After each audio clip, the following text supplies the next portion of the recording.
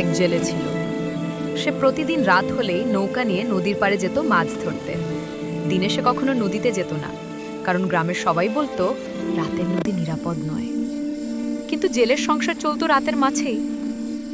এক অমাবস্যার রাত, চারপাশ অন্ধকার, চাঁদের আলো নেই, শুধু নদীর কালো পানি আর হালকা কুয়াশা। জেলে নৌকা থামিয়ে জাল ফেলল। চারদিকে নিস্তব্ধতা। হঠাৎ একটা ভয়ঙ্কর আওয়াজ। জেলের বুক কেঁপে উঠল। সে ভাবল হয়তো বাতাস, কিন্তু আবার এইবার শব্দটা একদম তার পেছন থেকে। ধীরে ধীরে সে পিছনে তাকালো। নৌকার ঠিক পেছনে নদীর পানির ওপর দাঁড়িয়ে আছে একটা পেত্তি। তার চুল লম্বা, মুখ বিকৃত, আর মুখ খুলতেই আগুন বের হচ্ছে। জেলের হাত থেকে জাল পড়ে গেল।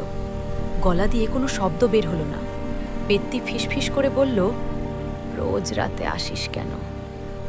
হঠাৎ নৌকাটা নিজে নিজেই নড়তে লাগলো। পানি ফুটতে শুরু করলো। জেলে চোখ বন্ধ করে শেষ শক্তিটুকু দিয়ে চিৎকার করলো, আল্লাহ!